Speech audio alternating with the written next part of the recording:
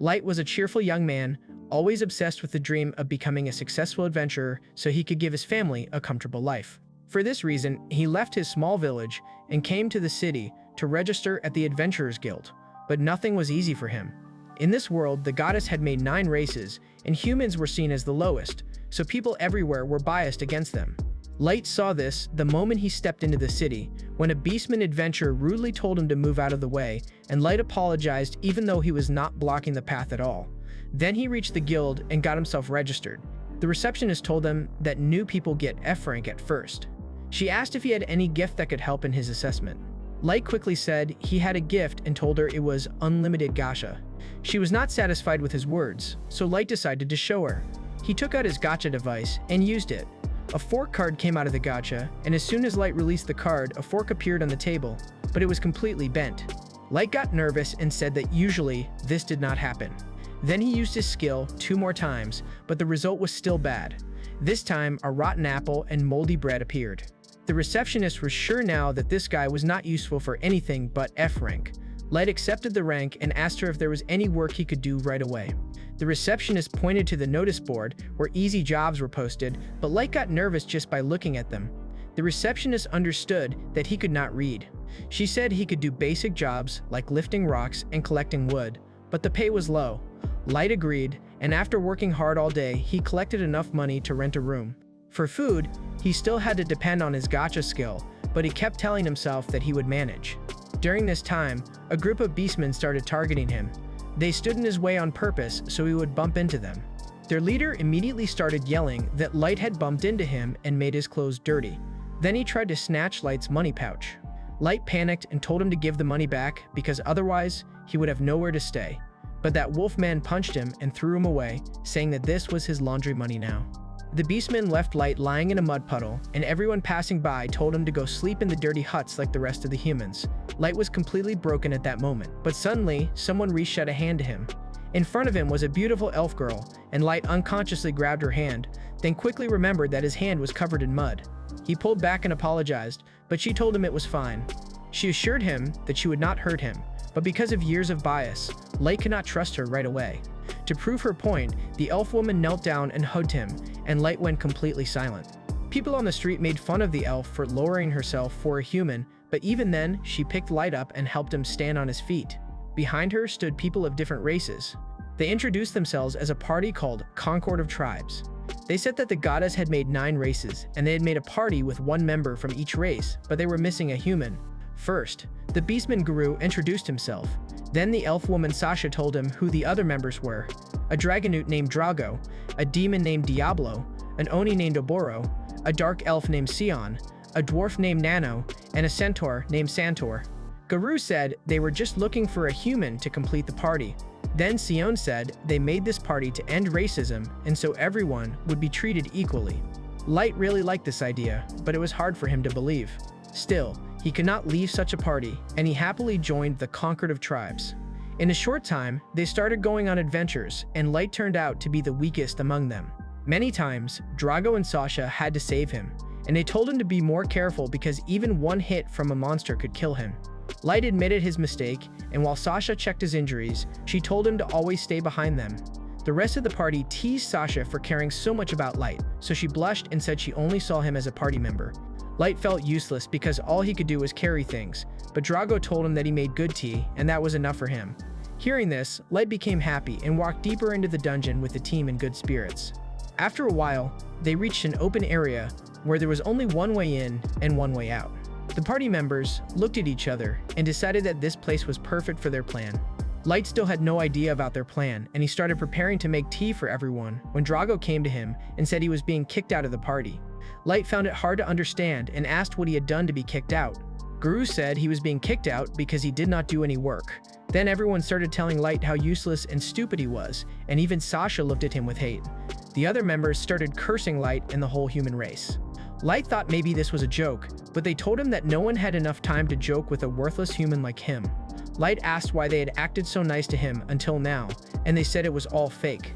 Drago told him that their elders had noticed his unlimited gacha gift and thought maybe he could be a maestro, so they ordered the Concord of Tribes to keep an eye on him. But when they were sure that his gift was useless and he could not become a maestro, they gave the signal to get rid of him. Sasha was the happiest that they would not have to keep Light anymore, because if he really was a maestro, she would have had to marry him, and she hated even the thought of it. Light did not understand what maestro meant, but then Drago said they had told him enough and now had to finish him before any other adventurer came there. Guru quickly brought out his metal claws and attacked Light's face, injuring him. Then Light understood that these people really came to kill him, and there was no easy way out. He ran with all his strength to save his life, and they all laughed and said they would not let him escape. Sasha shot an arrow in his leg, and Light fell to the ground screaming. The elves made fun of his screams and said they liked the sound of humans screaming. Guru started hurting Light more, but Drago stopped him and said they had to make it look like this human died in a monster attack. Guru agreed and moved forward to finish him, while Light kept crawling on the ground trying to save his life. Suddenly, the ground under him started glowing, and Light realized he was in the middle of a teleportation circle. Drago also saw this and ordered Garu to finish him quickly, but Garu could not even reach Light before the teleportation circle activated and Light disappeared from there. But for Light, things did not get much better even after escaping those traitors. The teleportation trap threw Light into a random part of the dungeon, and he knew that, as soon as any monster saw him, he would die. He remembered his family and wondered why this betrayal happened to him. He remembered how nice the party members acted before, and now he understood that it was all fake, so he would trust them completely. And in the end, they showed their true faces. Light became very angry, and used that anger as his reason to stay alive. He stood up and promised that he would take revenge on those bastards and finish them with his own hands. He could not even say more when he heard a low growl from behind. He turned and saw a level 1000 monster staring at him. Light panicked because the monster looked very scary and strange. Light understood that he had been sent to the lowest floor of the dungeon, and he thought that staying with the party was easier than facing this monster. He wondered how he would fight, then remembered his gift, unlimited gacha, and decided to try his luck. He pressed the gacha button again and again, and then suddenly his normal gift changed into something he could never imagine. A big magic circle formed under him, and the gacha device started powering up. Light did not understand anything, but at that moment, the monster jumped at him, and the gacha roll finished. From it came out a level 99,000 maid, and she killed the monster in one moment. Light did not even blink, and everything was over. Then the maid came to him, knelt in front of him, and healed his wounds right away. She said she could not see his skin in an injured state, so she healed him without asking for permission. Light was surprised that he was completely healed. Then the maid asked his name. He told her his name was Light, so she became very happy and, following the maid's rules, promised that she would serve him until death. Light said okay, but first she should tell her name. She introduced herself as May, and said she came from one of his unlimited gacha, ultra-rare cards. Light could not believe that a maid with such a high level could come out of his useless gift. May asked for permission to use her appraisal skill on his gift to see its details. Light allowed her. May used her special eye skill, and told him that Light's real abilities were hidden under a very strong layer, and no one under her level could see them. May told Light that his unlimited gacha was not as useless as he thought. She said that the cards that came out of gacha depended mostly on the mana density of the place. Then she also said that there was a rarity class even higher than her own, super ultra rare, rarity. May explained that on the surface, mana was very low, but deep in the dungeon, the air was full of mana, which was why Light could pull her out there. She praised Light for coming alone so deep to bring out the full power of his gift. Light told her that he was a loser who could not even go near the dungeon by himself. Then he started crying and told her that his party betrayed him inside the dungeon. He complained that they only talked about making an equal world to trap him, and then he promised to take revenge on all of them. May suddenly hugged him and said she could not understand what he had suffered, but she would do everything he wanted, and finishing those who hurt him would not be hard for her. But Light stopped her. He said he was not stopping her because he was a good person, but because he wanted to take revenge with his own hands. But right now, he was too weak to do it. He said he would first make them suffer, then kill them. May knelt in front of him again and said that if he wanted to become strong for revenge, she would help him become strong. She believed in Light's ability, and Light just thanked her. Then Light was not satisfied with just one powerful partner, and he decided to use the mana-rich dungeon environment even more. He used unlimited gacha again, and got more high-level maids so he could build an empire that would be the base for his big revenge. 3 years passed, and now Light was ruling over hundreds of maids inside a palace that he had built for himself. May was always with him, just like she promised on the first day. The other maids also seemed obsessed with Light. They were happy to see him and wanted his attention, while May kept telling them to behave properly. Light left the palace and went to the local market, where people recognized him. A shopkeeper called him for breakfast. Some people told him that there was a shortage of snacks in the country, so Light said he would solve this problem soon. May told him not to worry about such small things, because she herself would fix this kind of logistics problem soon. Light understood that he would have to make a new system for logistics, because in the last 3 years, the population here had grown many times. He asked May where his other legendary summons were. May said that Aoyuki, the beast tamer, was making maps of the areas around the dungeon and scouting in the forest.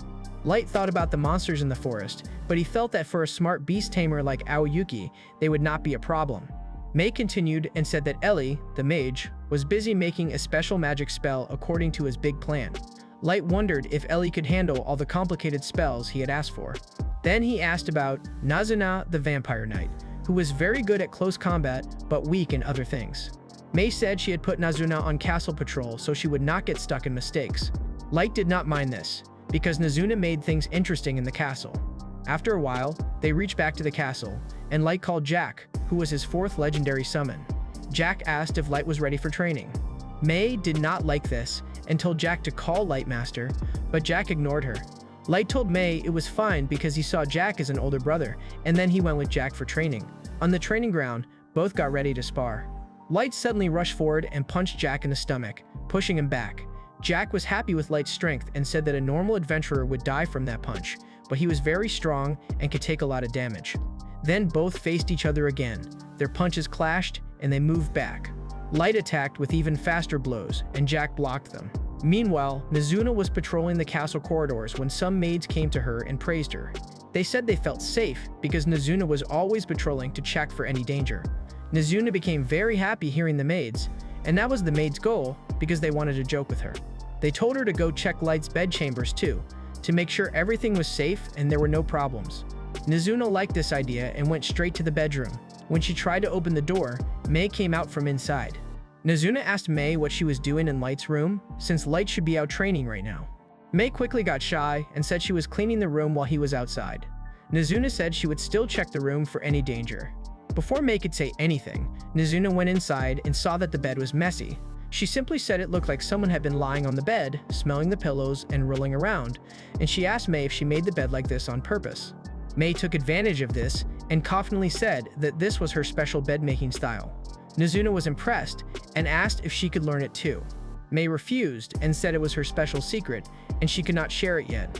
Then Nazuna remembered the maids had given her a message for May. She took out a paper and gave it to May, and May understood that the other maids were against her because she controlled Light's bedroom and never let them clean it. May told Nazuna not to worry, she would handle the maids herself. Then she gave Nazuna some coins to keep quiet, and Nazuna happily took them and left. Nazuna went straight to the market and thought about what she could buy with the money, then decided to get fluffy pancakes and fresh milk. After eating, she went back to the castle.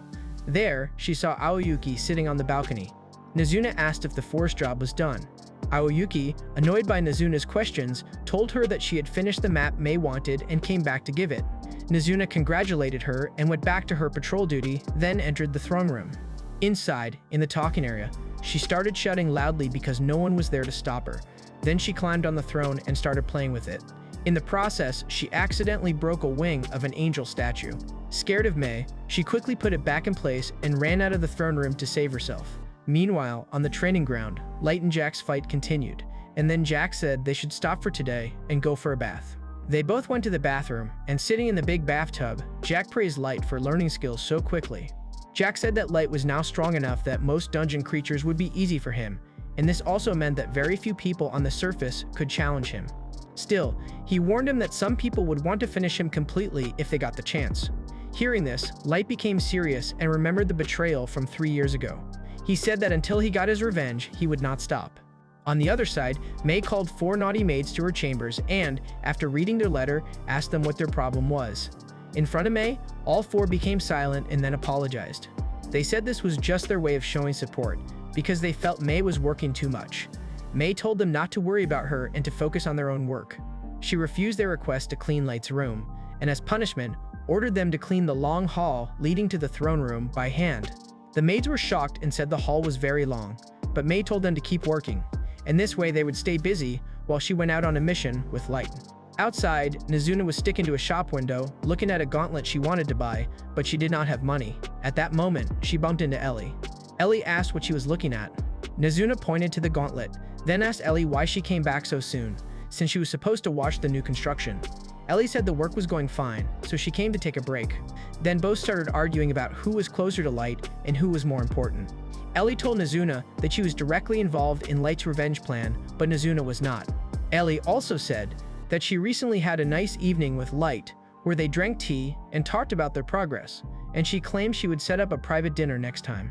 Nazuna said she also wanted to drink tea with Master, then told Ellie that she was very good at close combat, so if Ellie ever needed help, she should call her. Ellie smiled and said she would use that offer someday, and after that, Nazuna went back to her simple duty. Back in the castle, the four maids kept talking against May. They said May thought she was so great, and they wondered if they should go complain to Light about May, but then they stopped because none of them wanted to face May's anger. One of them said that Light cared so much for May because she was his first summon.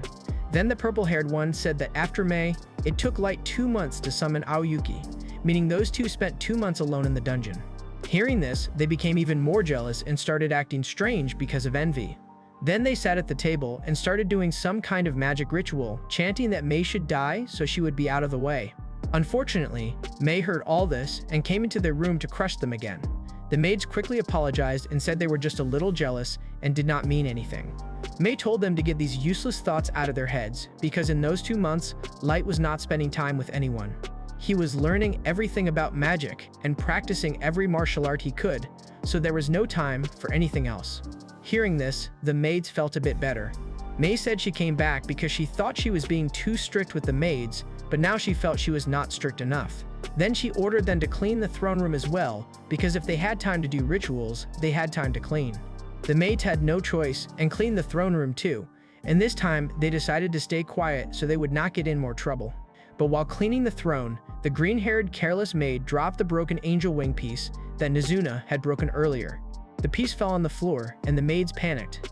They thought this happened because of them, and they were scared of what May would do to them now. The next morning, when Light entered the dungeon, Nazuna, Ellie, and Aoyuki were already waiting for him. Light greeted them, "Good morning," and Nazuna and Ellie immediately started arguing again. At that moment, a monster came out of the shadows, and as soon as Light saw it, he stopped because it was a hellhound. He knew he was much stronger now, but the trauma of that day was still inside him, and whenever he saw this animal, his body went numb. But his party did not feel any fear. They all got angry that this hellhound had upset Light so much.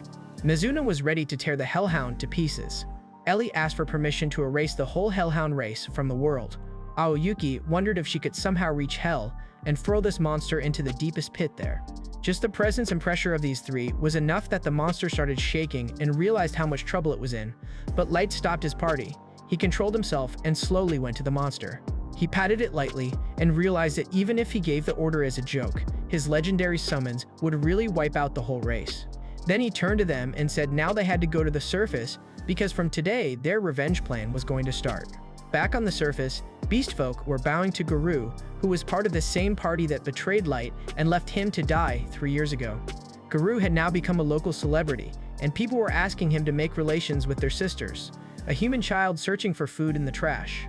For no reason, Guru pushed the child away and threatened him that if he wanted to live, he should run away and never show up in this area again.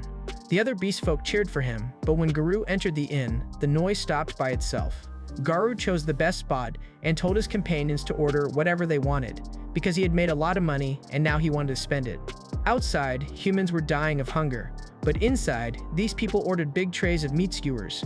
Everyone praised Guru for becoming the idol of beast folk, even though he himself had come up from the streets and slums, and now he was a leader everyone wanted to follow. Guru said with full pride that becoming like him was not easy because he knew how to control people, and beast folk were naturally followers, so if used properly, he could live like a king. He said the most important thing was to sort out the work and see which job gave benefit and which job gave little money and power, even after a lot of effort. One of the idiots asked him if the job they did with the conquered tribes 3 years ago was a good one. Another scolded him not to ask stupid questions. Guru told them that the Federation that hired them had made them swear secrecy, so they cannot give any information about it. Guru remembered that the job from 3 years ago was the easiest and highest paying job of his life, because he just had to finish off a human boy, and after that, he became rich and famous. Only one thing bothered him, that he never found out where the portal took him, but he was sure there was no way Light could have survived. He wondered what this Maestro really was, which the Federation was searching for so desperately. Then he felt a fear in his heart and decided it was dangerous to dig deeper into this matter. At that moment, a beautiful girl came there, and it was May. She stopped to talk and asked if he was Garou, the leader of beast folk. Garou took a sip from his glass and nodded yes. May lied to him that she was Master Light's maid, and Light belonged to a respected and high family. Hearing this, Garou was surprised and thought if he had known this before, maybe he could have gotten more benefit by keeping him alive.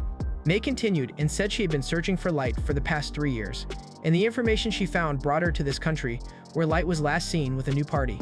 Garou said he was in that party, and Light really was with them. Hearing this, May's eyes became wet, and she said she heard that Light died in the dungeon and was never seen again. Garou nodded and said that was the truth, and Light's end happened there. May requested Garou to take her to that place, because at least she would get some peace by seeing the spot where Light was last alive. Garou rudely asked what he would get out of it. May, surprisingly, put down a bag with 3 pure gold bars. Garou's companions were shocked, but Garou controlled his expression and thought maybe this was a trap, or maybe this girl was really only paying for the trip. Then he agreed, because he thought a single human girl could not be any danger to him. Garou took May with his companions and started walking toward the dungeon. After many hours, he asked May if she was okay. May looked tired, but smiled and said she could still walk. Garou thought to himself that good chances always came to him, and he planned to take the gold and also do bad things to May. Finally, they reached the same cave where they left Light.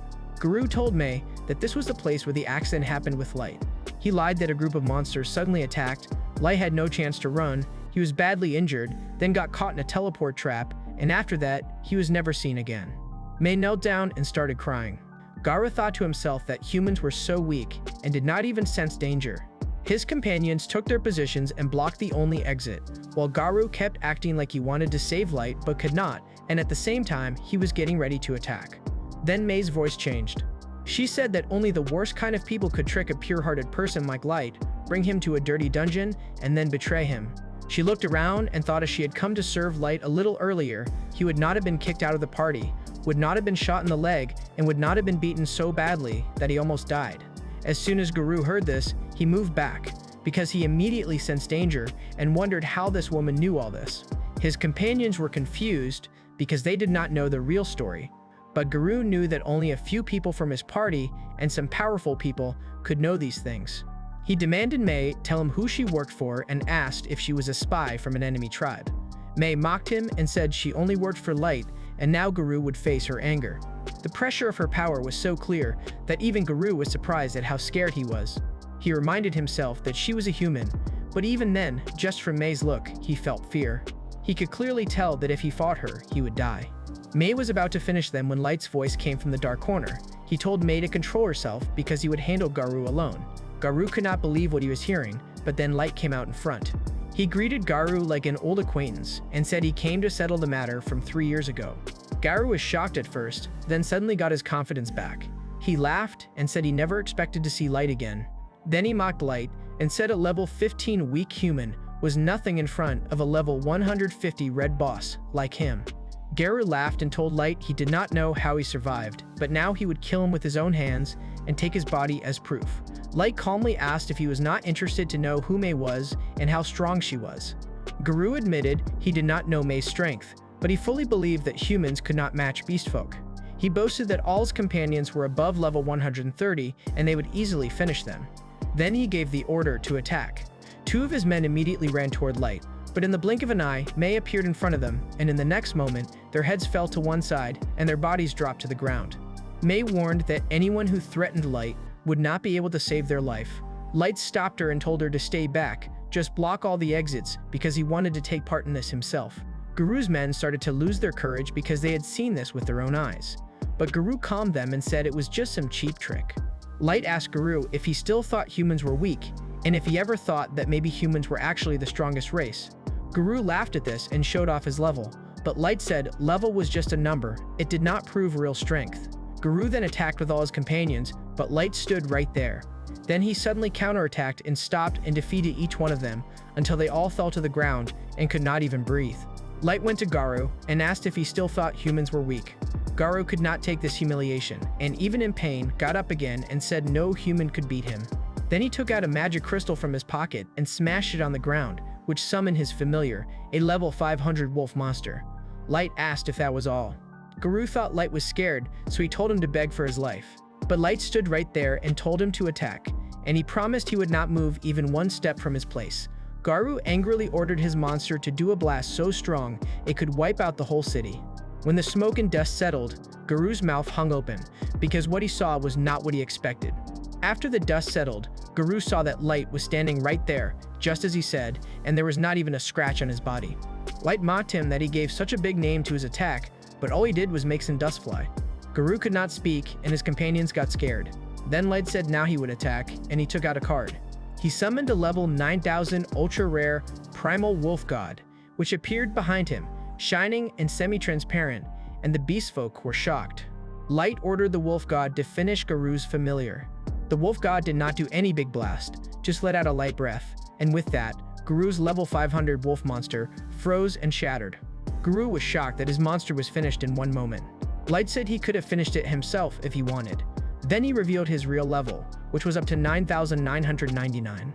Garou started shaking and said this was not possible, because humans stopped at level 100, and if Light was the same human, he should have grown up in these 3 years. Light explained that he was using an age ring to stop his body from growing, because he did not want to forget himself or that day when he was betrayed. Garou understood that he could not win. He threw down his weapon and started begging for mercy. He said the Federation forced him, and even today, he did not want to hurt anyone, and he was going to tell the truth. But his companions made this plan and dragged him into it. His companions were shocked that this was the same Garou who was showing off in the morning. Garou begged for forgiveness and even said if Light wanted, he would become his personal pet. Light was not interested in any of this, and directly asked what Meister was and why the government was searching for it so desperately. Garou told the truth that he did not know. The government just said it would probably be a human. Then Light asked why they decided to kill him after they thought he was not Maestro. Garou immediately bowed and said he really did not know, they just got the order. Light then looked at his companions and asked if any of them knew anything. To save their lives, they all started saying they had the information Light wanted, but May used her special eye to catch their lies and finish them right there, and blood spread everywhere. May said whoever lied in front of Light would die by her hands. Then Light asked Garou again if he went to the surface and started a war, did Garou have any chance to win? Garou told the truth that Light alone could defeat entire nations, but if all the nations joined together, and with the weapons they were collecting, it could be hard for Light, because he was one man and only had one maid with him. Light smiled and said he wanted to show him something, and then used teleportation magic to take everyone to his throne room. When they arrived, Garou was shocked. He saw that Light had built a big army, where even the weakest was level 1500. 4 maids were level 9,999, and many others were between level 6,000 and 9,000. Garou could not speak. A tear came to his eye, and he understood that Light could finish everything in the blink of an eye if he wanted. He thought about what would happen if a war started. Some months later, Light finally left the inner part of the dungeon and went with his party to his old village, so he could show his family that he was now strong enough to take care of them forever. But when he reached the village, instead of happiness, he fell into fear and shock, because the whole village was destroyed. He ran inside, could not believe it, and fell to the ground completely broken. May and the others supported him and said they would take revenge on whoever did this. For Light, the only hope left was that even after searching the village, they did not find his family's bodies among the other bodies. He kept hoping that maybe his family survived and was hiding somewhere in the country. A few weeks after this incident, Light decided to go back to the destroyed village one more time. Light wanted to look at everything calmly this time, because last time he was so broken that maybe he missed some important sign or detail that could give him a clue about his family. This time, he was with an armored knight named Gold, and a gray-haired assassin named Nemumu. Seeing the village again brought the same fear back to Light's heart, but he controlled himself. With the help of his companions, he made many graves for the dead people. Then he placed flowers on the graves and became sure that the attack was done by an adventurer party from another race. He was still thinking when Gold started complaining that they should leave soon, or they would have to sleep under the open sky tonight. Nemumu got angry at him and said Light was in mourning and he should be given as much time as he needed. Gold told Nemumu that he would go for Light even to the snowy mountaintops and the deepest hell, but he also knew they had to find a safe place to rest so Light could stay well in this state. Nemumu could not answer this. Their argument lightened Light's mood a bit. He stood up with a smile and said he was fine and both of them should calm down. He said they would find a place to stay, but before that, they should collect some more information.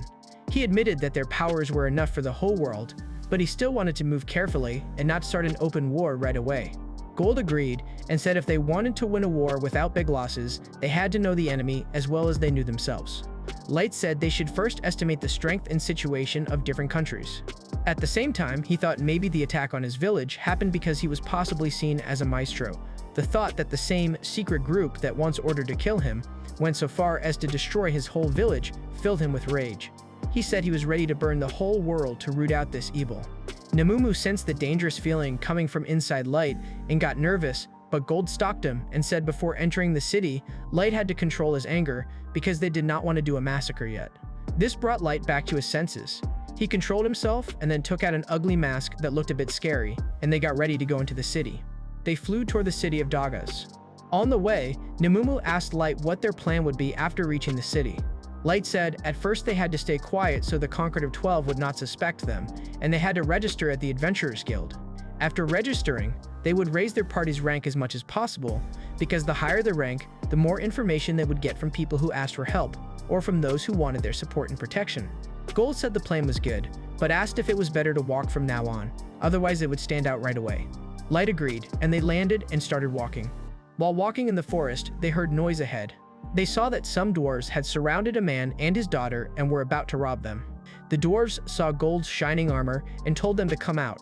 Then Light ordered his companions to deal with them. Nemumu quickly took care of the dwarves, and they were left tied up together in the middle of the forest. As thanks, the man offered them a ride to Dagas City. The girl was very impressed to see them because she had never heard of humans beating dwarves in a fight. The man also said that such strong humans were rare. He asked Light if they were a famous adventure party, but Light clearly said they were not even registered yet.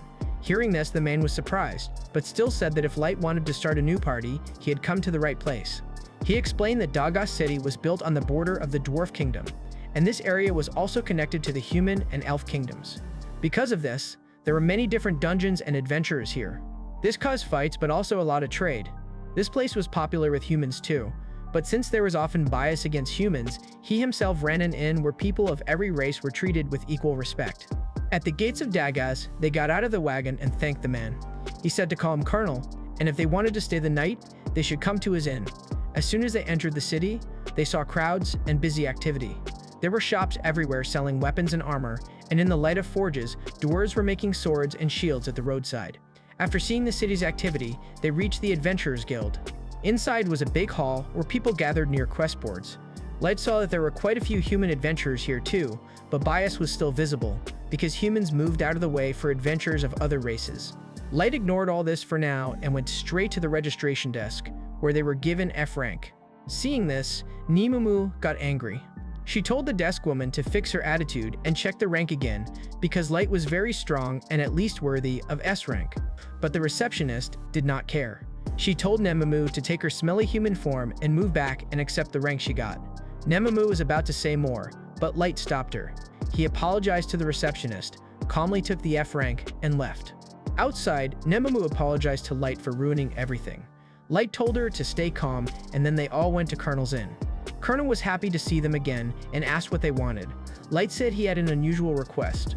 He wanted to rent the whole upper floor of the inn for a full month, and during this time, no one except him and his party should go there, not even the inn staff.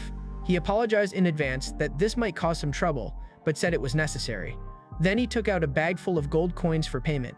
Colonel refused and said he could not take money from someone who saved his life. But Light insisted, and finally Colonel accepted the money. Upstairs, Light put up different magic barriers so no one could see them. Then he took off his mask and cloak. While resting, Nemumu again told Light that she should have stayed back, and she and Gold could have collected the information because more caution was better.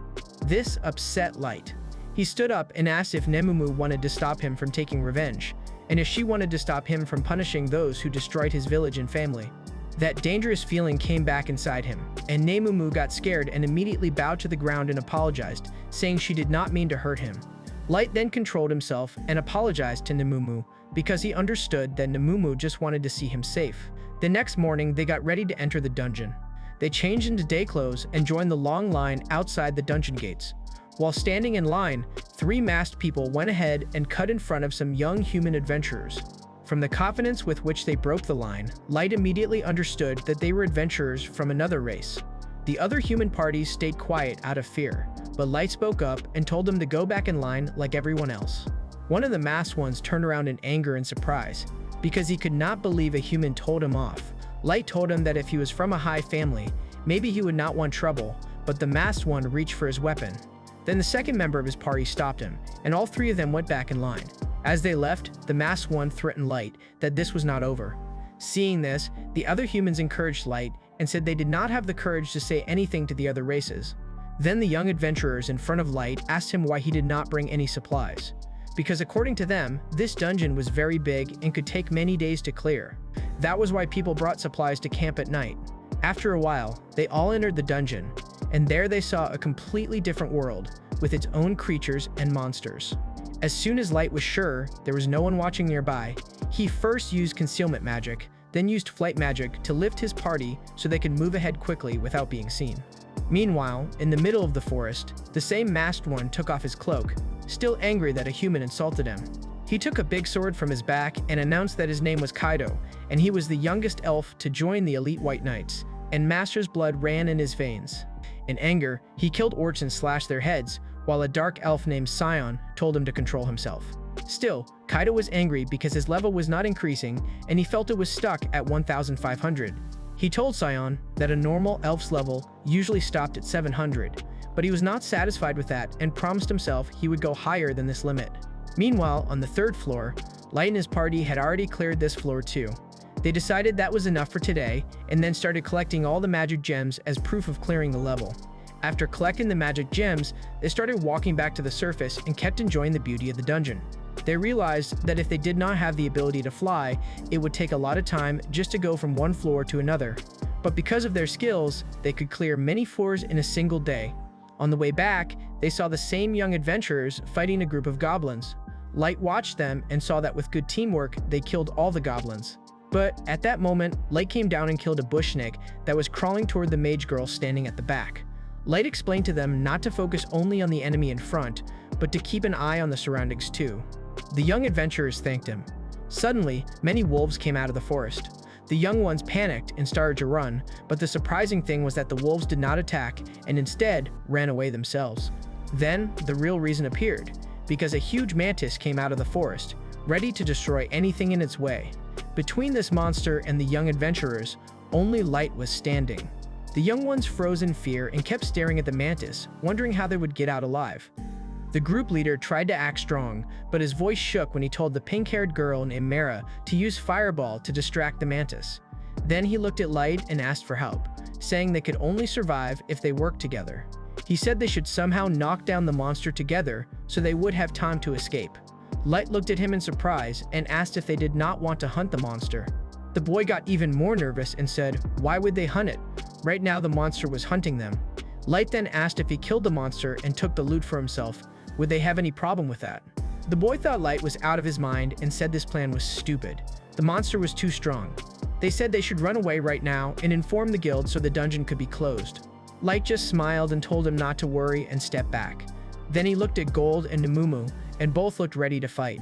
Namumu said this would be a good warm-up, because this mantis looked at least level 500. They were deciding who would go first, but Gold acted smart and ran toward the monster alone. The mantis attacked him with its scythe-like arms, but Gold blocked the attack with his sword and then dodged every strike at the right time. This made the monster even angrier, and it slammed its sides hard into the ground. Gold quickly moved back to a safe spot. Gold said the monster took his attacks directly, but did not get even a scratch, which meant its sides were very strong. Namumu mocked him and said Gold was weak and making excuses. Then Light took the next step himself. He took out a fire arrow card, a magic circle appeared, and a big fire attack went straight at the mantis. But everyone was surprised when the monster bounced it back, and the same attack came back at Light and his party. They all quickly moved back and avoided the blast. The young adventurers were shocked to see all this because they had never seen anyone above level 100. The group leader quickly told Mara to help with an explosive spell, but Mara screamed that they were no match. She said Light used a very high-level battle magic, and he did it without any spell reading or chanting, which she had never seen before. The boy said he did not understand all that, but he just knew they should help Light's party. Gold heard this and laughed, telling the young ones to stay back and watch, because they still had to learn first, or they would risk their lives for nothing.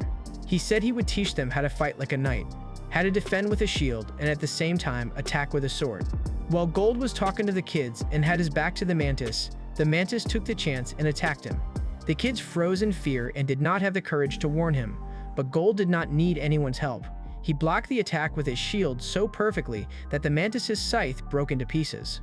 The Mantis screamed in pain and blood started coming out of its body. Gold told the kids that a counterattack with a shield at the right time was often stronger than a sword attack. Then he quickly turned and caught the Mantis off guard and cut off one of its legs straight from the body. The kids were shocked to see Gold and Light's strength. Light also decided to show his skill and used Fire Arrow again, which the Mantis dodged like before. But this time, the Mantis itself was surprised because Light controlled his attack's projectile and turned it to hit the monster's back. Then Light kept firing his fire shots and targeted the Mantis from every side, which confused it and made it start to retreat. Mara was amazed to see all this because she had never seen anyone control their attack's projectile as they wished. Light attacked with his fire arrows with great accuracy and blew off a large part of one side of the Mantis. The Mantis realized these people were too much for it, so it tried to run away with whatever parts it had left. Light thought the monster turned out to be smarter than he expected, but now it had nowhere to run. Light took out his firewall card and made a huge wall of fire that blocked its path, and the Mantis had to turn back. Mara was amazed again because she realized Light also used this tactical class magic without any chant or spell, which was not normal. Light and his team moved toward the Mantis to finish it, but the monster played its last card. It spread its wings and started to fly. Light realized it might escape, so he left the rest to Nemumu. Nemumu immediately jumped into the air, took out her daggers, and in one extremely fast and brilliant attack, finished the monster completely. Nemumu immediately jumped into the air, took out her daggers, and in one extremely fast and amazing attack, completely finished the monster. She came down and was happy, but Gold immediately scolded her that just to look cool, she ruined all the useful parts that could have been sold for money. Nemumu realized her mistake and started apologizing to Light. The young adventurers just stood frozen, still trying to understand what they had seen. 3 people killed a level 500 Mantis, and for them, it was unbelievable. They started wondering who these people really were. Light told the Mumu not to worry. There would be more monsters on the way. At the same time, one of the young ones found the monster's magic gem, which was its core and the most important loot. Nemumu immediately became happy because now they could rank up with this gem. The leader of the young adventurers came to Light and asked if they were a very famous adventurer party and if they were B rank, A rank, or S rank. Light calmly replied that they were a new party and still F rank. Hearing this, the young adventurers were even more shocked because their own rank was higher than F. Mara quickly made a water ball and gave it to Light and his party so they could clean themselves. Light thanked her. The young one said that if Light and his party had not come, they could have died at the hands of the Mantis today. Then their leader invited Light and his party to spend the night at their camp, because the sun was setting and it was dangerous to walk in the dungeon at night no matter how strong someone was. Besides, Mara was also eager to talk to Light about the magic he used today. Light accepted the invitation and joined their camp. There they all ate together. During the meal, Mara asked Light many questions. Light said she seemed to be a good mage herself. Mara quickly denied it and said she could not even do normal combat class magic properly, and magic without chanting was out of the question. The rest of the party still could not understand what was so special about Light's magic. This made Mara angry, and she started explaining to them that advanced magic had 3 classes. She said the first was combat class, like fire arrows, which attacked a target. The second was tactical class, like firewall, which affected a large area. The third was strategic class, which could affect the whole world, like dropping meteors, causing tsunamis or earthquakes, and to use this, many high-level skilled mages were needed. Mara said that usually advanced magic was normal for races like elves, dragons, and beast people, but humans did not have enough mana to use it properly. So, Light using advanced magic was a big deal. And even bigger was that he was doing all this without any chant or spell, which was a legendary feat. Gold and Nemumu agreed with Mara and said she really understood well. Then the group leader said Mara was a sister and she was really good at magic. That was why she was accepted at Duchy's School of Magic. This name sounded familiar to Light, so he asked if it was the same place in the Principality of Nine, where it was said all races were treated equally. The boy said yes, but then sadly told that their parents died in the last plague, so Mara could not go there. He said that was why he made this party with his childhood friends, so they could collect money and send Mara to Duchy's School of Magic. This reminded Light of his own little sister. He told the young adventurers not to worry, they would reach their goal soon. Then they finished the night, and the next morning, they all came out of the dungeon, bringing many high-level magic gem crystals. Seeing this, even the receptionist was surprised, and the other party started wondering who these people really were. The receptionist happily took the crystals and gave them money. Then they left the guild and walked toward the market. In the market, almost everyone recognized them, because the news of an F-rank party killing a level 500 mantis had spread quickly. Light was happy with this attention, but at that moment, two people came to them and asked if they were the ones who killed the level 500 monster. Nemumu immediately took out her dagger and asked what they wanted. Both of them quickly stepped back and said they were not enemies. Then they introduced themselves as Suzu and Sion. Sione said he did not think this story was completely true. As soon as Nemumu heard this, her dagger was at his throat, and she asked if he was calling Light a liar. Suzu stopped her and said they were all on Light's side, because Light had proved that humans should not be seen as weak. At that moment, their party called them, so they wished Light and his party good luck and left. A little while later, Light and his party lined up again to enter the dungeon. They heard that other races were still making fun and were not ready to believe that a human party killed the mantis. As soon as they entered, Light again used concealment and flight magic with his party and quickly moved ahead. On the way, they saw Mara and her party walking in the green fields. Light stopped and talked to them.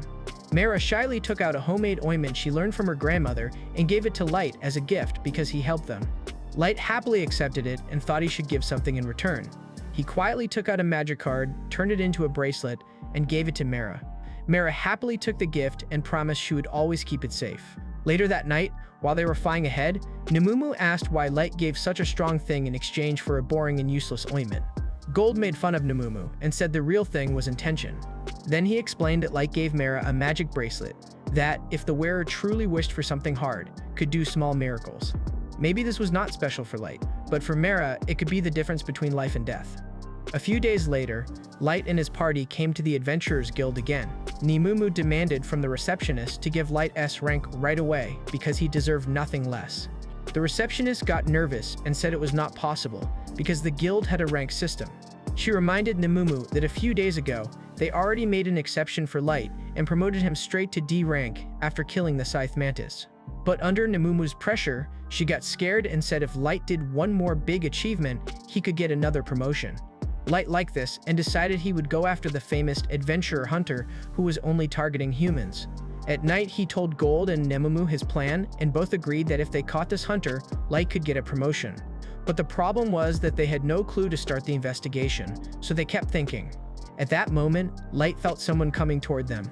He quickly put on his mask, and Gold and Nemumu got ready too. Then a portal opened in front of them. They thought maybe an enemy would come out, but to their surprise, Mara fell out of the portal. Light caught her right away. She was badly injured and tired, and at that moment, the bracelet Light gave her earlier suddenly broke into two pieces. Light laid Mara on the bed. Mara kept saying in a weak voice that she had to quickly tell Light everything. Light first healed her wounds, then decided he would look into her memories to find out what happened to her. In her memories, he saw that yesterday, some adventurers told Mara's party that an adventurer killer was only targeting humans. They advised the kids to leave the dungeon immediately, and the party leader agreed. The party quickly started walking toward the exit, but night came and they did not even reach halfway. The leader saw that everyone was tired and was thinking if it was safe to camp or not, when at that moment, they saw another party whose faces were completely covered. Mara told her brother that they should warn them about the danger, and he did warn them.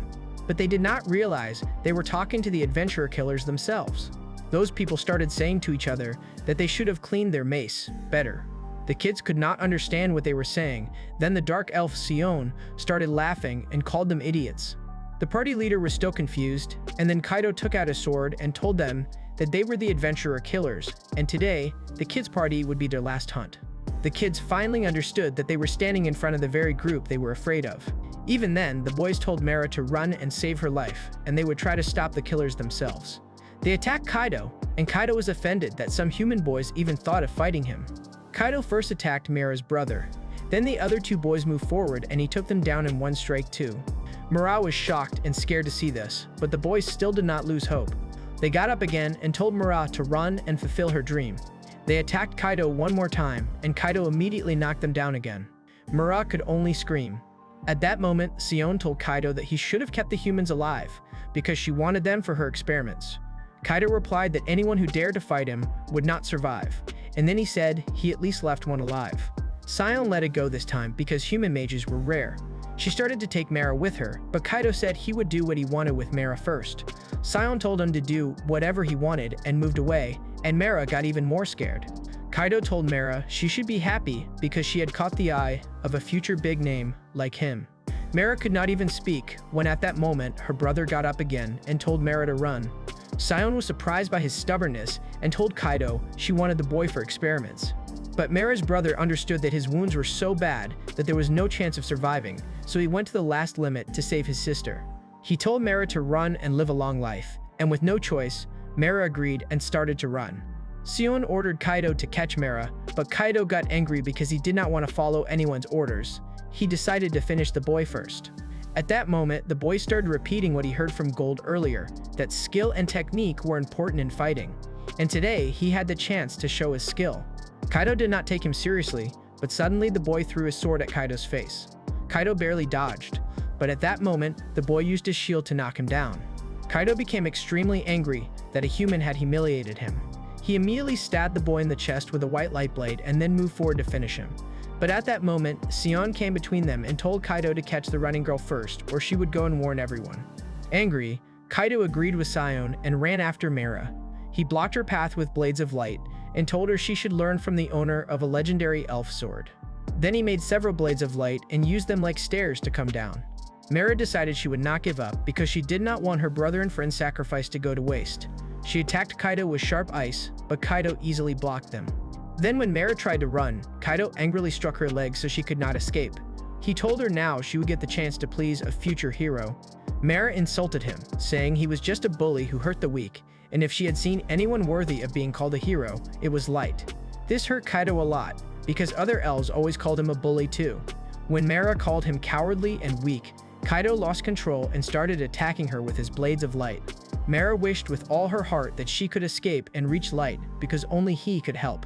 At that moment, her bracelet granted her wish and teleported her straight to Light's room. Now that Light knew everything, he told Namumu and Gold they had to leave immediately. Meanwhile, in the dungeon, Kaido returned to Sion, who was healing Mira's brother, who was still alive. Sion asked Kaido about Mira, and Kaido said he thought Mira must have teleported here to save her brother. Sion got angry and asked how a former white knight lost to a human girl. Kaido said he did not know she had a teleport item. Hearing this, Sion got worried, because if Mira reached the guild and told everything, the Elf Kingdom would find out right away, and they would send the White Knights to arrest them and take back the legendary sword Kaido had stolen. Kaido became even more worried after hearing this, because he knew the White Knights were very strong and their captain was above level 3000. He started stomping the ground in anger, but Sion told him it was not too late, because if her research was completed, Kaido could break his level cap and become even stronger than the White Knight's captain. Kaido's hope increased when Sion told him they had to go somewhere safe now so she could start her research. But at that moment, Light arrived and said they were not going anywhere. Both elves recognized him right away and were surprised how he came after them so quietly, but Light did not pay attention to their words yet. He first laid down the two boys to rest. Then Gold brought the injured leader to him and said his wounds were healed very badly and in the wrong way. The elves were shocked to see the boy was taken from right under their noses and they did not even notice. Light healed him right away and said these two boys did not deserve this. They were living a simple life and just wanted to collect enough money to send Mira to Magic Academy, but now it was too late. Light said that if everything was normal, maybe he could have been their friend, but because of the elves, that chance was gone. In anger, he promised he would punish them. Sion tried to control the situation and said they were not criminals, and she healed the boy when she found him injured. Light told her that Mira herself reached him, and now he knew everything. Hearing this, both elves got nervous, but Light said he had not told the guild anything yet. Kaido laughed at this and said his luck was good today, because now, he just had to finish Light, then no one would know what happened here. Hearing this, Light became even more furious and said he would not let the guild catch them because they were his prey. He showed his killer side and said he would tear them apart with his own hands. Then he ordered Nemumu and Gold not to get involved, and both agreed. Light moved toward the elves. Kaido was jealous of his confidence. He jumped and attacked with all his strength, but Light easily blocked the strike with his staff. Kaido was shocked, but still kept attacking again and again. Light had no trouble and blocked every strike. Sion could not believe what she was seeing. While Gold and Nemumu thought Kaido was just a weak fighter who lost control in anger. Light also got tired of his useless rage. He dodged the next strike and made Kaido lose his balance, then hit him hard in the chest, knocking the breath out of him. Light mocked him and said he expected better from him. Kaido got even more upset. He got up and unlocked the full power of his legendary sword and sent Blades of Light at Light. Light dodged the first blade easily, but where it hit the ground, it turned into an ice crystal. Light was surprised to see that Kaido's magic blades were connected to different elements. He kept moving to avoid them and realized that these blades were not strong enough to hurt him, even if he stood still. Suddenly, Kaido came from behind in the air and attacked with full power, but Light blocked it easily. Oboro could not believe it now, because according to him, no human could stand in front of a level 1500 elf, but Light was clearly overpowering Kaido. Kaido got annoyed and accused Light of being a swordsman and tricking people by wearing mage clothes. He even called him a cheater. Light said he really was a mage. Kaido refused to believe it, so Light created hundreds of ice swords in the sky, without any chant. Kaido got worried and, with no choice, sent his magic blades at Light, but Light used his ice attacks to cut and stop them perfectly. Oboro could not believe it, because Light was doing things that even powerful elf mages could not do easily. Kaido kept attacking with magic swords, but Light used his ice as a shield and blocked every attack. Kaido screamed that Light must be cheating somehow, because he could not beat the holy sword Grandius, which was given by the heavens to an old maestro. Hearing this, Light was shocked and asked Kaido how he knew this. Kaido laughed and said he had Maestro's blood and people called him Sub-Maestro. Hearing this, Light immediately changed his plan, because after a long time, he finally got a lead about Maestro. He told Gold and Nemumu that now he would not kill them here. He wanted to catch them alive and take them to the abyss, and then get all the information out of them, and after that, he would deal with them. Kaido still did not understand his situation and mocked Light. He kept talking about his superiority, thinking of himself as a hero. Light did not get into his words. He told Gold and Nemumu that he would handle Kaido himself, and they should deal with Oboro and catch him alive. Gold and Nemumu immediately took out their weapons and got ready, while Oboro acted confident. Oboro said he was just a scientist, not a battle mage, but if they thought they could take him down easily, they were wrong. He snapped his fingers, and the two hooded shadows behind him came out of the darkness and suddenly changed shape. They turned into ugly and twisted monsters whose bodies were made from parts of different animals.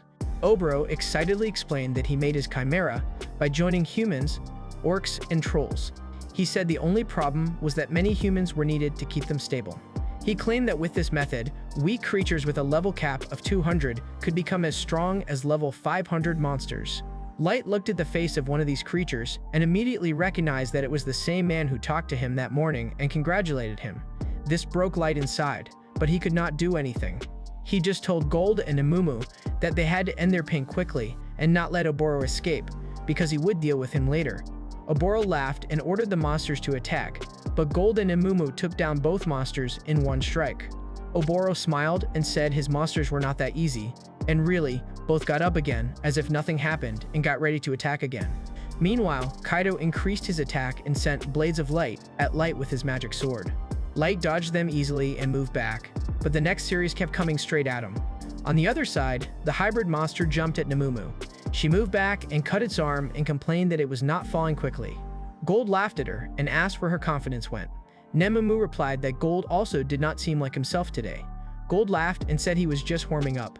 The second monster attacked Gold. Gold fought it head-on, but the monster barely dodged at the last moment and counterattacked. Gold blocked the attack with a shield, but was pushed back by the force. Oboro laughed like a madman and said if they surrendered, he would be gentle in his experiments. Nemumu was disgusted by his words. She told Gold to finish the fight now because she did not want to drag it out. Gold agreed, and both decided to use their final attack power. Nemumu's dagger started shining with a strange purple light, and Gold's sword started glowing white as they got ready to attack. Oboro still stayed calm and said his hybrids had amazing regeneration. They could not be killed so easily. Oboro's laugh suddenly stopped in his throat when he saw his monsters were not regenerating. After Nemamu and Gold's attack, they burned to ashes right away. Oboro panicked and moved forward to see what was happening, but Nemamu finished him off immediately and made sure his line ended there. On the other side, Light completely overpowered Kaido with his ice magic. Kaido staggered back and fell to the ground. Light came close and asked him that he started the fight, so why was he backing off now? This insult reminded Kaido of Mera's brother, who stood up to him and even beat him. Hatred rose up in Kaido again, and he said humans were beneath him and should be wiped from the world. He got up and unleashed the true power of the legendary sword Grandiose. The sword became as long as the sky, and when he swung it at Light, Light had to move back. Light understood that this sword had many kinds of magic enchantment, and now it looked less like a sword and more like a whip, because it twisted and curved with every strike. Nemamu and Gold watched all this from a distance and said the technique was interesting, but for them, it was also clear that it was nothing in front of Light. Kaido still kept screaming that Light was a coward and should stand still, because one strike from his legendary blade would wipe out Light's whole race. Light laughed and said Kaido was overestimating his power. Then he came down, spread his arms, and told Kaido to go ahead and try to kill him now. Kaido, in anger, attacked with full power and hit Light right on the shoulder. But the surprising thing was that Light stood perfectly fine, not even a scratch on his body, and he smiled and asked if that was all the power he had. Seeing this, Kaido lost his mind. He started swinging the sword like a madman, because he could not believe that even with the legendary sword, he could not do anything to Light. Light ended this act now. He broke the sword's enchantment and then landed a strong uppercut on Kaido's face, making him fall to the ground again, bleeding. Light stood over him with a hateful look and said he would get every bit of information out of him, and would keep doing it until Kaido himself begged for death. Kaido immediately understood he was finished. His tone changed and he bowed before Light. Kaido started begging for his life and said he was from the Elf Queendom, and at one time, he was going to be the next captain of the legendary White Knights. Light looked at him with hate and asked how he dared to call himself a hero when he broke so easily. Light said the real heroes were the people from Mera's party who gave their lives but kept fighting till the end. Saying this, Light took off his mask and told Kaido that if he could just scratch him in a fight, Light would let him go. But Kaido did not accept this and started running like a madman because he could not believe all this was happening to him. Seeing Kaido run, Light wanted to punish him the same way Kaido scared Mera, so he used Solar Ray and blew off one of Kaido's legs, making him fall in pain. Then both elves were tied up, and Light picked up the fallen members of Mera's party. He said it was not right to bury them in a dungeon full of monsters, so he used teleportation magic to take everyone to the abyss. When the elves opened their eyes again, they saw a huge throne room in front of them and were completely confused. Light told them this was the lowest level of the Dagas dungeon, and this was his home. Oboro could not believe anyone could live under the world's most dangerous dungeon, but Nemamu immediately kicked him to shut him up. At that moment, Light's 4 loyal servants arrived. They welcomed him and asked who these 2 elves were. Light told them these bastards were using humans for inhuman experiments, and because of them, many humans were killed for no reason. Hearing this, the elves felt a chill in their backs, because just the dangerous presence of the 4 women in front of them made it clear how helpless they were. May asked if Light wanted her to give them unbearable pain, and the others started suggesting different ways they could kill them. But Light said they had to keep them alive until he got all the information out of them, and after that, he would kill them himself. Everyone agreed. Then Light told Gold and Nemamu to completely heal Mera's brother, and make a graveyard-like place for the 2 brave friends who gave their lives to save Mera. When Mera woke up, she found herself among them and saw Light sitting next to her. She was confused and did not understand anything, so Light told her what had happened so far. He also lied that he found Mera unconscious in the dungeon and brought her to a safe place. Hearing this, Mera remembered everything. She immediately searched the room for her friends and brother, but only saw her brother sleeping peacefully on the bed next to her. Light told her that he was in a deep healing sleep because of his severe wounds, but he would recover completely. Then Light told her he could not save her friends. He said he only found a few strands of their hair and gave them to Mera. Mera cried for her friends, but felt comforted by the thought that at least her brother was alive. The next morning, when Light and his party went to the guild counter, the receptionist promoted Light to C rank. Light was surprised because he had lied to the guild that he could not catch the elves, and they escaped. The receptionist said the information they got about those 2 elves was enough for the promotion. A little while later, they met Mera and her brother again. They both said they were quitting being adventurers and going back to their city. Light asked why they did not make a new party, but Mera said she could not stay here with this trauma. Her brother also said that staying in a party without their childhood friends felt wrong, and they wanted to return whatever was left of their friends to their homes and families. Light wished them well and said they would meet again soon. Then Light told Gold and Nemumu to stay here. They gave him tea and also the notes they got out of the two elves. Ellie explained that Sub-Maestro was not one person. Anyone who was thought to have some connection to Maestro and could easily increase their level was called Sub-Maestro. Mei said that almost all members of the White Knights were Sub-Maestro in their own way, and Kaido was nothing special in that sense. She also said the two elves told them that if a new Maestro was not found, the whole world would be destroyed. This confused Light, but he understood that now the next step was to catch the White Knights and bring them in for questioning.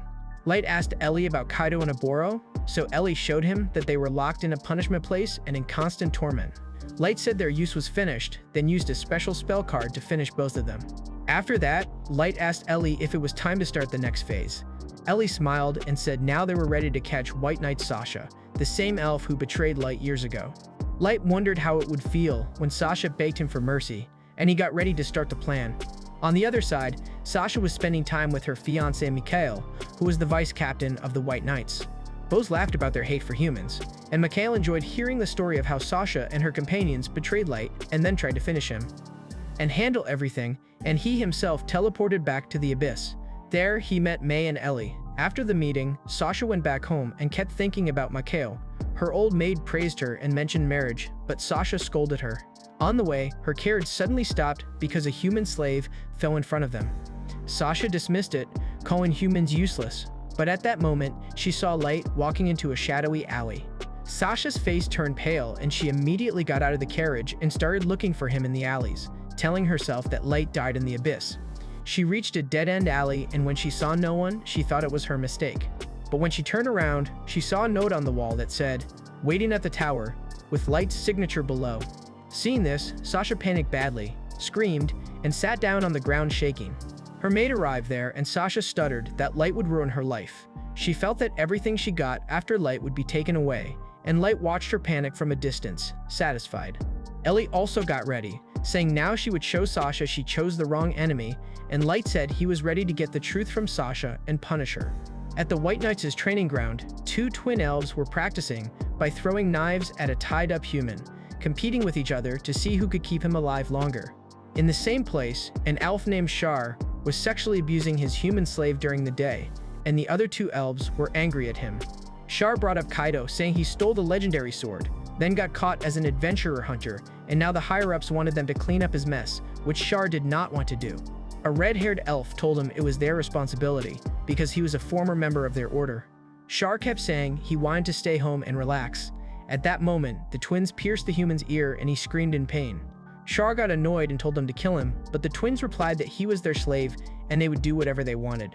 Mush tried to stop everyone and said they should act like noble knights. He lectured that humans were weak, and it was fine to keep them as pets for a while, but in the end, they should be killed in the name of mercy. Shar and the twins made fun of him together. At that moment, the captain arrived and his terrifying pressure was so strong that even the birds flying above died. Even the elves themselves were scared of him. The captain ordered the twins to stop playing with the slave because it would ruin their skill on the battlefield. He also silenced Mus and ordered Shar to finish the human tied to the tree. Shar raised his finger and pierced both the human and the tree with a single attack. Then the captain ordered the twins to clean up the body and sent Mus to his duty. After everyone left, Shar saw that his human slave was scared, so he told her to go back to the room. The captain warned Shar that getting too attached to humans was not good for their bloodline. He explained that in history, elves were known for having the most Maestro blood, and the White Knights were all Sub-Maestro whose special DNA power had awakened. Shav replied that there was nothing to worry about, because except for Mus, all the White Knights had reached their level cap. The captain told Shar that there really was something to worry about, because even after thousands of years, no new Maestro had appeared in the world.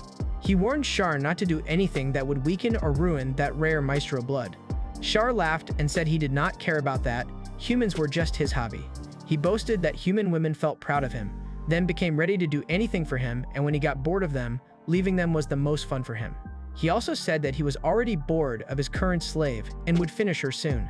The captain was disgusted to hear this, then told Shar that an order was coming from above about Kaido's case and they would have to handle it, because no matter how useless Kaido was, he was one of them. He left, saying that no one would let their queen's name be stained. That night, while sleeping, Sasha felt the rumbling of the ground. She saw that not far from her house, Ellie had raised a tower with magic. Sasha remembered Light's note and thought maybe this was the tower he mentioned. The next day, a slave trader was taking humans when he came across a huge stone monster on the road. He ran away, leaving his cargo behind, and the humans tried to save themselves. This problem was not limited to just that trader, and soon there was a shortage of necessary things in the city. In a bar, some elves talked about monsters appearing on delivery routes and supplies being cut off. Some suspected the tower that suddenly appeared in the forest could be connected to this. They also said the elf government did not have enough people to investigate this themselves, so a mission was posted for adventurers to bring information about the tower. But no elf was ready to risk their life for the reward, because the tower looked very dangerous to them. At the same place, Light, Nemumu, and Gold were also present with the adventurers, and Light was sure that by completing this mission, he would get another promotion. At that moment, two elf adventurers saw Nemumu from a distance and rudely came to her. They told her to join their party because they were above level 150. They insulted her current party, calling it losers, and said she would not get such a chance from elves again. Nemumu told both elves clearly to get lost because she only accepted Light as her master. Light also told them that Nemumu was an essential part of his party and they should leave her alone. Hearing this, the elves got angry that a human was giving them orders, so one of them raised his hand to hit Light. Light immediately cast a lightning spell that struck the ground between them. The elf fell back in shock, and the other adventurers understood that this was the same masked adventurer who was being talked about in the city. Everyone thought Light's party would complete this mission alone and take all the reward. And Gold said this was even better for them because now their fame would spread even more. At that moment, some elves were taking a human girl with them toward the tower, and they made her walk in front so if a monster attacked, it would target her first. Two elves were scared that the mission was too dangerous, but their leader said if they just found out what kind of monsters were around the tower, they would get enough money to cover the girl's price too.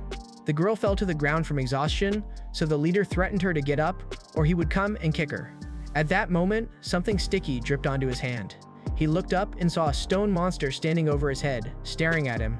The elf did not even have time to scream before the monster grabbed him, and then its snake-like tail swallowed the other two elves as well. The girl froze in terror, but the monster only sniffed her and left. The girl was surprised why it did not eat her. At that moment, a few rough-looking people came toward her. She thought something bad was about to happen to her, but they threw her a healing potion, which healed her wounds and cleaned her up. The girl became even more confused. Then the people started dividing up tasks. One said, bring her shoes. Another said, prepare good food for her. Their leader informed Aoyuki that they had saved another human and would soon take her to a safe place. Aoyuki just lazily made a sound while sitting on the tower. Then Ellie came and sat with her and asked if she was okay, because this was the first time she came out of the abyss and was controlling so many monsters at once. Aoyuki replied in the same lazy voice, and Ellie understood everything was under control. Still, Ellie felt in her heart that something could go wrong on the way, and she wondered if she should warn those people who were not following Light's orders properly. Aoyuki stopped her and said their job was only to do what Light said. She said they should not try to understand Light or get close to him, because in the end, they were just his servants. Ellie asked Aoyuki if she was satisfied with living her whole life just as a pet. Aoyuki replied that she was satisfied, because she knew this was her true place. She told Ellie how could she even think that people like them could get close to their powerful master.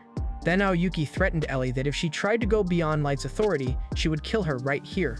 Ellie did not back down and asked if Aoyuki was really that strong. Aoyuki replied that only a fight would prove that. Both showed their pressure, and the atmosphere became tense, but at that moment, Aoyuki got a call from those people that the girl had reached the safe house. Aoyuki immediately went back to her usual laziness, and Ellie left because she did not want to start the fight again. That night, Sasha kept looking at Light's crushed note again and again. She knew there were monsters above level 1000 around the tower, and she could not get through alone. But she could not ask the White Knights for help either, because then they would suspect Light was alive. She became restless, looking for a way, and promised herself that this time, she would finish Light completely.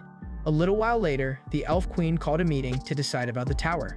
The Prime Minister said the White Knights should be sent immediately to investigate and destroy the tower, because no one else had the ability. But Captain Ice Heat scolded him and said there was no solid information about the tower yet, and saying things like this was stupid. The other ministers watched their argument in silence. Then the Queen herself spoke and said she agreed with Ice Heat for now, She ordered the reward money to be increased so people would bring as much information as possible about the tower. The meeting ended and everyone left one by one. When Icy was about to leave, the Prime Minister quietly called him a spoiled dog. Ice Heat clearly heard it but did not answer because he knew it was true. Ice Heat went straight to the Queen's room and thanked her for supporting him in the meeting. The Queen replied that it was her duty because she was his mother. Then both sat for tea. Ice Heat told his mother that the Prime Minister was just wasting time and one day was preparing to bring down the kingdom, but the Queen was not too worried about it. She said the real danger was the tower. In her view, this tower was a sign of the return of the Archfiend who once threatened to destroy the whole world. She said when the world's biggest enemy comes, a hero is born, and by the game of fate, that hero could only be a human. The Queen did not want that to happen. In her opinion, the new hero would definitely be a maestro, and if she could not control or kill him, he would destroy the elves. On the other side, Light went with his party to the base camp where adventurers gathering tower information were present. The two elves who bothered Nemumu earlier were also there, and Sasha was there too.